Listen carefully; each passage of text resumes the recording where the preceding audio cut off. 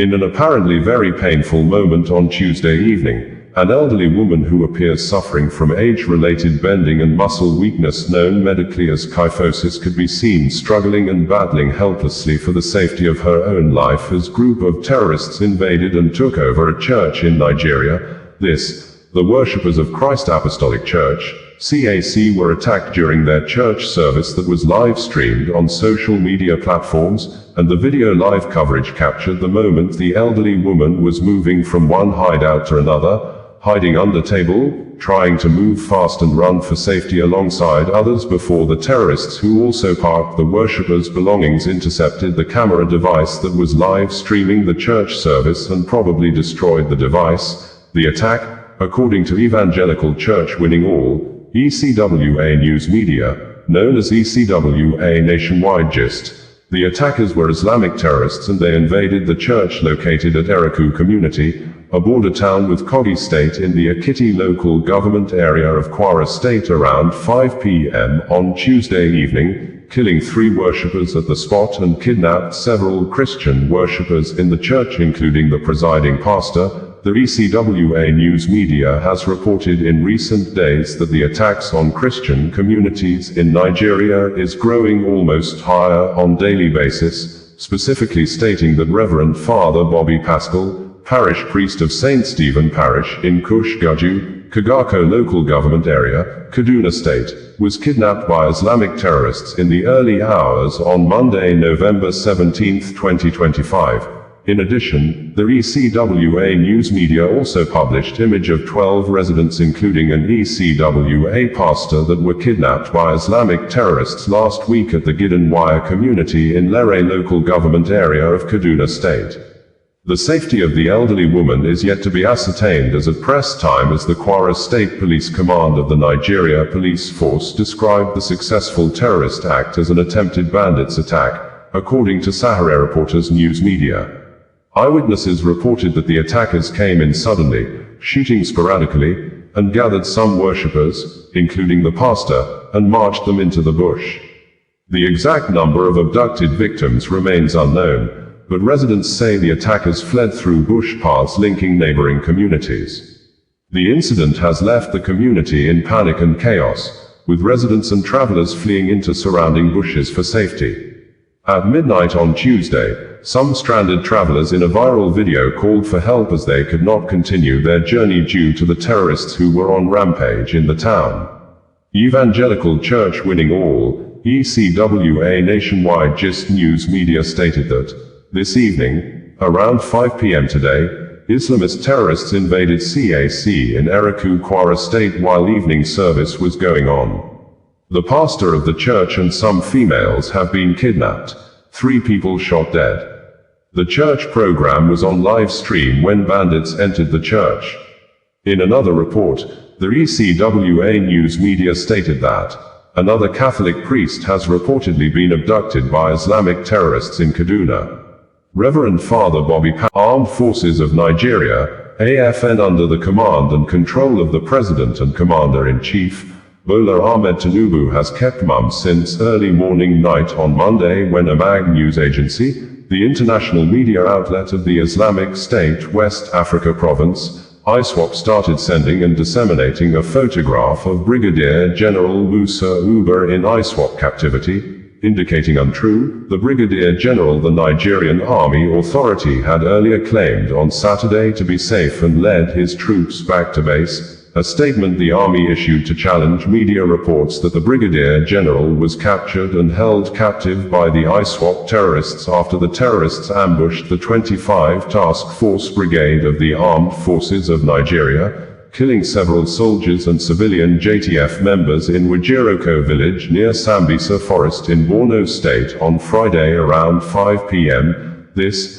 Humangal News Media that was among the earliest news providers that reported the ISWAP deadly attacks on Nigeria soldiers on Saturday, after being challenged with a denial press release issued by the Nigerian Army authority that the Brigadier General was not kidnapped, claiming the Brigadier General led his men to fort through the ambush of the terrorists. forcing the terrorists to flee in disarray. Humangle on Monday early morning published a news report and insisted that the Brigadier General was in ISWAP captivity. According to Humangle, it was already in possession of a photograph showing the Brigadier General in ISWAP captivity, but, due to its editorial policy, it would not publish the image. Soon, the image of the kidnapped Brigadier General became available to some media through a MAG news agency publication that claimed that the Brigadier General was executed shortly after being interrogated by the ISWAP terrorists. The MAG only presented a photo evidence of the Brigadier General being captured, but any material evidence, if the Brigadier General has been killed, was not provided. Following the apparent unfortunate development in the Nigerian Army community, former Vice President of Nigeria, Atiku Abubakar on Monday in a statement personally signed called on President Bola Ahmed Tinubu to admit incompetence and the president should either ask for help or tendered a letter of resignation immediately. According to the former Nigeria Vice President, Atiku Abubakar, I am deeply saddened and extremely shocked and disturbed by news making the rounds of the killing of Brigadier General Musa Uba by terrorists and the failure of the military hierarchy to clearly explain how it happened or what went wrong, as initial official denials indicated that this was not the case. This for me is unequivocally a failure of political leadership, as the president seems only more interested in decimating the opposition by all means possible, while forgetting his crucial role as Commander-in-Chief of our armed forces. General Musa's death, along with the deaths of some of the troops he was leading, is one death too many and a bold terrorist resurgence our dear country cannot afford. I urge all citizens and our military leaders to take heart, as even this season shall pass away. To Mr. President, the security of the lives of our people is your primary responsibility and you must live up to it or be humble enough to admit it. United Nigeria Airlines confirmed in a statement issued a few minutes ago that two popular Nigeria social media influencers, Martins Vincent Ots aka Veridagman and Freedom Okpitritz Atsboy aka Mr. Jollof, were deplaned and handed over to Asaba International Airport Police Authority for investigation after the two celebrities goes physical with each other inside the United Nigeria Airlines aircraft as the plane was about to depart from Asaba to Lagos early morning on Monday. In a press release issued and made available by the airline's public relations officer, Chibuike Uloka, the United Nigeria Airlines confirms that an altercation occurred between two passengers, identified as Martins Vincent Ots, Veridagman, and Freedom Okpitritz Atsboy, Mr. Jollof, during the boarding of Flight UNO 523 at Asaba International Airport on the morning of the 17th of November 2025. In full compliance with global aviation safety protocols, our crew responded immediately and professionally to de-escalate the situation. Both passengers were deboarded without delay to ensure the safety, comfort, and security of all other passengers and crew members. They were subsequently handed over to airport security for further investigation. United Nigeria Airlines places the highest priority on safety and maintains a zero-tolerance policy for any conduct that threatens the security or well-being of passengers or crew. After all standard procedures were completed, the flight departed safely while the passengers involved in the altercation were still with the authorities. We remain firmly committed to providing a safe, respectful, and secure travel experience across our network. Videos made online by co-passengers on the plane showed Veridagman threatening to slap Mr. Jollof, and Mr. Jollof advanced towards him in a manner that was initially and apparently perceived by others inside the plane as a joke, until the situation escalated into a mild brawl as crew members and passengers tried to intervene. It is gathered that the fight occurred as a result of misunderstanding both had since 2024, wherein Veridagman had reportedly vowed to attack Mr. Jollof anytime anywhere. Shortly after the fight, Veridagman in a video statement said that, I don't chop Jollof father for inside plane. Man way day bite, I beat am. Dog back on that for flag, will slap you on that. One life, is it? Media, get a wallet.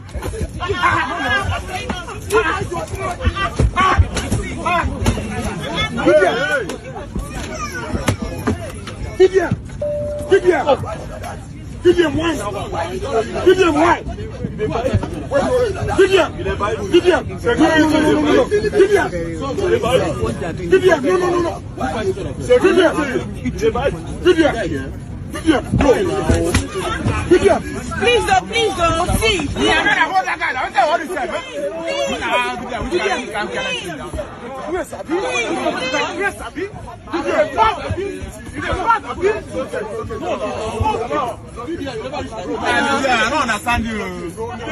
Politics of obvious and apparent personal vendetta among some youths in Edo State, which has been ongoing for years, most especially since the immediate former governor of the state, Godwin Obaseki, left office on November 12, 2024, took a new twist on Sunday night in the city of Manchester in the United Kingdom, as a yet-to-be properly identified man walked into an event hall where the former governor, Godwin Obaseki, and his wife, Betty, were scheduled to meet Edo people, and attacked one of their main political and media supporters, Albert Obaze, who probably had been in the bad books of some Edo youth's sequel to his ways of always defending the ex-governor Obaseki and exchanging words with those against the ex-governor.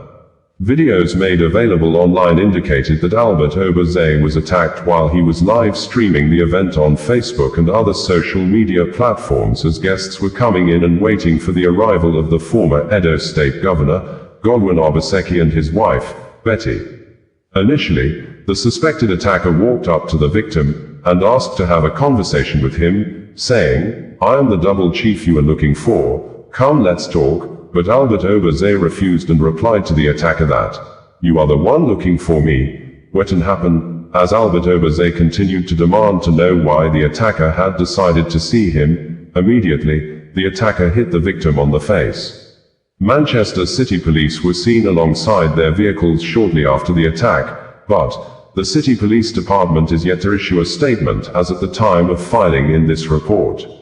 Albert Obaze, in a Facebook live streaming on Monday early morning night at a hospital in Manchester, said that he's currently having difficulty with hearing in one of his ears hit by the attacker. On November 5, 2025, while on live Facebook video streaming, Albert Obaze had raised alarms of act of possible threat to his life by a man simply identified as Double Chief of Manchester, who he said had threatened to beat him repeatedly if he visited Manchester to attend and organize the Obaseki thank you visit to his supporters. Also during the live video, Albert Obaze narrated how he was almost attacked by some Edo youths in Italy, thus described some Edo youths abroad as people who always act like animals. Before now, Albert Obaze may have faced a lot of threats of possible attacks issued by some Edo youths who also see him as an enemy of the Benin monarch following the controversies surrounding the establishment of Museum of the West African Art, MOWA, in Edo State, which some youths protested and prevented the commissioning of the multi-billion naira cultural hub last Sunday, an act which led to foreign guests being escorted to safety by the Nigeria police force team personally led by the Edo State Police Commissioner. The continued verbal attacks and insults on Albert Obaze and his family, especially his biological parents, in reactions to the political aide's statements over the controversies surrounding the MOWA establishment, made his younger brother, Smart Obaze, to issue a video statement in recent days and insulted his younger brother's principal, ex-Governor Godwin Obaseki, for allegedly endangering his brother's life and bringing all manners of insults to their family, even when his elder brother, Albert Obaze, was never given any political position during his 8 years as governor of Edo State. Nigerian Army Authority has confirmed the killing of 4 persons with the inclusion of 2 soldiers and 2 civilian JTF when members of the Islamic State West Africa Province ISWAP terrorists on Friday evening ambushed a brigade of Nigerian Army, personally led by the brigade commander, Brigadier General M. Uber, around Wajiroko community in Azir Multe area of Damboa local government area of Borno State, which, according to Humangal News Media, the ISWAP terrorists opened fire on a convoy of several military and civilian joint task force vehicles, causing the brigade of the armed forces of Nigeria an apparent full destabilization, leading to the Brigadier General missing in action for several hours but started responding to WhatsApp messages few moments later, but the Nigerian Army Authority insisted that the Brigadier General and the commander of the 25 Task Force Brigade personally led the Nigerian Army troops back to base, after an apparent failed attempt to rescue communities that are probably still under terrorists' control in the areas close to Sambisa Forest. According to Lieutenant Colonel Apollonia Anil, the acting director of the Nigerian Army Public Relations, in a statement issued on Saturday, troops of 25 Task Force Brigade, on routine patrol to secure communities around Wajiroko in Azir Multe, Damboa local government area of Borno State, came under a sudden and heavy insurgents' fire while returning from a successful patrol within the fringes of Sambisa Forest. The patrol team, which was led by the Commander 25 Brigade Brigadier General M. Uber and comprised troops of 25 Task Force Brigade and members of Civilian Joint Task Force, CJTF, courageously fought through the insurgents' ambush with superior firepower, forcing them to withdraw in disarray and to abandon their mission. During the encounter, 2 brave soldiers and 2 heroic CJTF members paid the supreme price while on active service to the nation. While commending the troops for the gallantry, the Army High Command commiserates with families and associates of the deceased gallants for their heroic sacrifice to the nation. The Army headquarters also wishes to debunk the fake narrative going round some media platforms online alleging the abduction of the brigade commander. The general public is hereby advised to disregard the fake news regarding the incident while praying for the continuous success of our gallant servicemen and women. The Chief of Army Staff, Lieutenant General Wide Shebu, Nigerian Army Medal, salutes the uncommon bravery, resilience and sacrifice of the gallant troops who have continued to operate in one of the most dangerous theaters of conflict on behalf of our dear nation. Their unflinching commitment, even in the face of grave danger, remains a powerful reminder of the daily sacrifices being made by our gallant servicemen and women to keep Nigeria safe. Humangle in its news publication had reported that an attack from members of the Islamic State West Africa Province, ISWAP, occurred around 5 p.m. yesterday near Sabongari in Damboa local government area, Borno State, northeastern Nigeria. The terrorists, concealed along the route, opened fire on a mixed convoy of soldiers and members of the Civilian Joint Task Force. President Volodymyr Zelensky has ordered the new Prime Minister of Ukraine, Yulia Sviridenko, to involve law enforcement agencies including the anti-corruption police in the mass audits of Ukraine's state-owned companies. Zelensky, who gave the order this week while in one-on-one meeting with the female Prime Minister, said, "The law enforcement agencies of Ukraine must take immediate action based on the outcome or results of the audits being initiated by Yulia Sviridenko, the current Prime Minister of Ukraine, who assumed office on July 17, 2025, after being confirmed by the Verkhovna Rada, meaning Ukraine's parliament, following President Volodymyr Zelensky's nomination of Sviridenko as part of a major government reshuffle, replacing the previous Prime Minister, Denis Shmyhal, who became the new Minister of Defense, and Sviridenko previously served as the first Deputy Prime Minister and Minister of Economic Development and Trade. The new position made her the second woman in Ukraine's history to hold the position of Prime Minister. Meanwhile, during the week, Zelensky also announced that the Nordic countries, Denmark, Finland, Iceland, Norway, along with other Baltic-friendly countries of Ukraine, have decided to commit an additional $500 million to the prioritized Ukraine requirements list, Pearl Initiative, a NATO-led initiative to expedite the supply of critically needed US-manufactured weapons to the country, which, Zelensky said, will be of a substantial help. In a number of statements during the week, Zelensky said, "I had a meeting with the Prime Minister of Ukraine. First and foremost, we focused on the situation with recovery efforts in the regions after the Russian strikes. Repair crews are working almost around the clock wherever needed, and the necessary resources have been deployed. We are increasing our reserve of equipment, and work with partners on this issue is constantly ongoing." Yulia Sviridenko also reported on the implementation of support programs for frontline and border communities. "We are ensuring the necessary funding. Starting tomorrow, a new winter support program for our people will be launched. Government officials will present all the details publicly. Last year, more than 14 million Ukrainians benefited from winter support, and we expect no smaller scale this winter. The Prime Minister reported on the launch of audit processes in state-owned companies.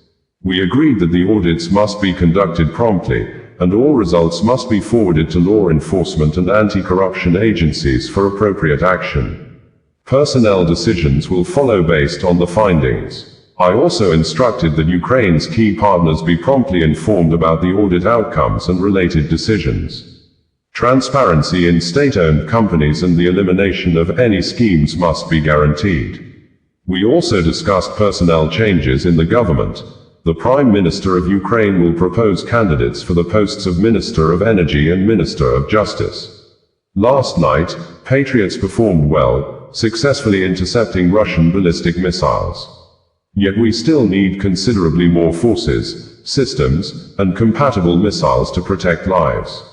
This week, the Nordic countries, Denmark, Finland, there may be good reasons at this level for the Nigeria police force under the leadership of the Inspector General of Police, IGP Kayode Egbetoken, to immediately invite Nigeria-serving lawmaker, Senator Prince Chinedu Nwoko aka Ned Nwoko, for questioning over apparent reasonable and evidence-based allegations of raping a minor, child marriage, child molestation, underage voters registration, and child abuse against the person of superstar Nigerian Nollywood actress, Regina Daniels, following the Independent National Electoral Commission, INEC voters card, Senator Ned Nwoko presented this morning through his verified social media profile to challenge the allegation earlier made by Regina Daniels that she was still a minor at age 17 when the serving Nigeria senator forced her into early child marriage and started having sexual activities with her. A careful study of the INEC voters card, Regina Daniels' real name or full name was not stated in the election voters registration card that looked very questionable and manipulative. The voters card was issued on July 23, 2018 without the bearer real father's name. The voters card simply identify the actress as Daniels Regina Nimaka, with date of birth as October 10, 1998. This, Chius Nwoko, a family member of Senator Ned Nwoko, in recent days issued a video statement wherein he accused and described the senator as a man of too many bad characters, saying that Senator Ned Nwoko and the actress' father once stayed together in one apartment, and the statement of Chius Nwoko indicated that Senator Ned Nwoko knows the real name of the biological father of the star actress. Hence, as a learned and well-educated person, Senator Ned Nwoko was probably in a good position to know that the voters card was questionable, and it appears to be very fraudulent, because, a year before the questionable and apparent fraudulent INEC voters card was issued, the actress had sworn an affidavit and declared her real names as Ajegwu Regina Nimaka Favor, born on the 10th of October, 2001, as stated in her 5 years international passport issued on May 9, 2017 and renewed on January 11, 2022 with same names and date of birth for 10 years international passport. According to the founder of Sahara Reporters News Media, Omoyele Sowore, it was Senator Ned Nwoko who probably and allegedly may have obtained the fake INEC voters card to conceal the real age of the star actress, saying, Senator Prince Ned Nwoko has traveled with Regina Daniels to Jordan, UAE, Egypt, with her only passport showing she was underage when Ned Nwoko married Gina, but for some curious reason, never took her to England, the US, or Europe because he knew the implications.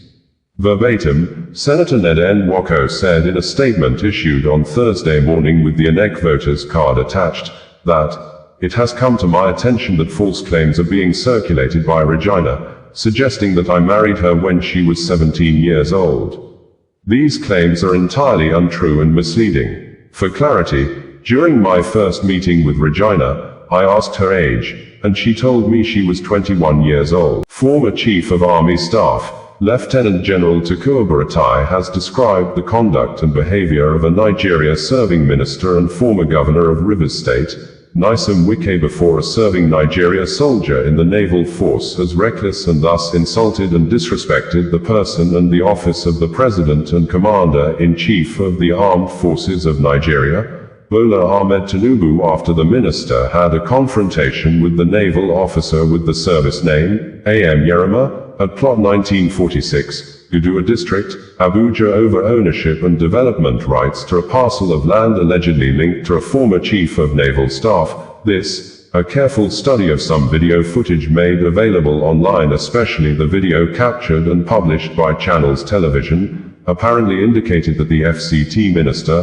Nyesom Wike, physically assaulted one of the operatives of the Department of State Services, DSS, that was seen protecting the minister against a potential threat of armed soldier who was on a direct viewpoint with the minister. The DSS officer proactively moved to give the armed soldier a close marking and chest up to the defense line, with the armed soldier who was moving steps on a close range and direct viewpoint to the minister. But, surprisingly, the minister, in a manner that looks very disrespectful and belittling, walked up to the DSS officer and dragged him to leave the way. Professionally, the DSS operative angrily resisted Wike and said with a loud voice that he can't leave the defense line, that the armed soldier is being unprofessional with the way the armed soldier was standing on a direct viewpoint to the minister. Quickly, one of the combatant DSS officers from behind moved towards the armed soldier and pushed him off the defense line. Thereafter, the situation became violently rowdy and was almost leading to a complete fight, even when the DSS operatives formed a circle around the minister to protect him. Nyesom Wike was seen trying to violate the DSS human shield in a manner as if he was going personally to confront one of the armed soldiers, but the DSS officers ensured the minister was denied the opportunity to endanger his own life, and after the violent situation, all the armed soldiers moved backward while the DSS officers built a human defense wall against the armed soldiers completely. Only the senior army officer, who appeared not armed, was now in close contact with the minister, and according to the former chief of army staff, Lieutenant General Takuba Baratai, Nyesom Wike's action is a clear act that presents danger to national security, and undermines the authority of the Commander-in-Chief and the integrity of the armed forces. The FCT minister, accompanied by senior officials of the Federal Capital Development Authority, had visited the site to stop what he described as an illegal construction, when he confronted a naval officer allegedly supervising the property. In a viral video of the incident, Wike was seen expressing outrage with insulting words such as, "You are a fool, when I graduated, you were still in primary school," while the officer insisted that he was acting on orders given to him by a vice admiral. Wike could be heard and seen in the videos shouting on top of his voice, saying, "You are in uniform, and you're telling me that the Navy owns this land? Who gave you the right to build without approval? Even if you are the chief." Well-known human rights activist and founder of the Sahara Reporters news media, Omiyele Sowore, has called on the British government that the United Kingdom, UK, should immediately place a ban on Nigeria serving senator representing Delta North Senatorial District in the Red Chamber of the National Assembly, Prince Chinedu Nwoko aka Ned Nwoko, as a registered lawyer in the United Kingdom over allegations of child abuse, raping of minor and molestation allegedly committed against the person of Nigeria popular Nollywood actress Regina Daniels, after the superstar actress revealed on Sunday that she was forced into early marriage at the age of 17 by the serving Nigeria senator, which, according to Sowore, Regina Daniels at 17 was still a minor under the UK law and therefore called on the Law Society of England and Wales to be alerted, and the Solicitors Regulation Authority, SRA, must begin disciplinary proceedings before the Independent Solicitors Disciplinary Tribunal, SDT, determined Senator Ned Nwoko fitness to still practice law in the UK, while Sowore stated this earlier on Sunday. On Monday evening, Sowore raised alarm of fresh plans by the serving Nigeria Senator, Ned Nwoko, to allegedly block the release of the detained Regina Daniels' brother, Samuel Ejegwu aka Sammy West, and arrest his mother-in-law, Regina Daniels' mother, Rita, and Regina Daniels' friends. But Sammy West was later seen in a video on Monday night being released from prison. According to Omiyele Sowore, APC Senator, Prince Ned Nwoko must be held accountable for crimes against a minor and abuse of power. The case of APC Senator Prince Ned Nwoko has gone far beyond politics. It now points to serious criminal conduct and gross abuse of power, as revealed by his now estranged wife, Regina Daniels. According to Regina Daniels, Senator Prince Ned Nwoko married her when she was only 17 years old at a time when she was legally a minor under UK law, where Nwoko remains a registered legal practitioner. Any sexual activity following that marriage would, under British law, amount to statutory rape. More disturbing are Regina Daniels' allegations that Senator Nwoko introduced her to hard drugs while she was still underage and repeatedly forced himself upon her. These are not mere moral failings. They're serious criminal offenses that demand investigation and prosecution. It is unacceptable for Ned Nwoko to continue parading himself as a lawyer in the United Kingdom while facing these damning allegations. The Law Society of England and Wales must be alerted, and the Solicitors Regulation Authority, SRA, must begin disciplinary proceedings before the Independent Solicitors Disciplinary Tribunal, SDT, to determine his fitness to practice law in the UK. We will not allow Ned Nwoko to continue using the now disgraced Nigeria police force, his political influence, or illicit wealth to suppress victims, pervert justice, and trample on human rights in Nigeria or anywhere else in the world. Impunity has an expiry date, and that date is now. Stop Senator Prince Ned Nwoko's abuse of power and Nigeria superstar actress who has been in the news since she got married to a man many said was old enough to be her grandfather. Regina Daniels on Sunday early morning night revealed that she was married to the Nigeria senator representing Delta North, Prince Chinedu Nwoko aka Ned Nwoko, as a minor at the age of 17, a statement that allegedly accused the serving senator, Ned Nwoko, of apparent serious crime of child abuse, raping of minor, child molestation and forced child marriage because Nigeria constitution stipulates 18 years of age for someone to be considered old enough to be able to consent to marriage or sexual activities, and any sexual activity with a minor. The older person is presumed according to the Nigeria constitution as a criminal suspect who took advantage of the minor and liable for child abuse and other related crimes.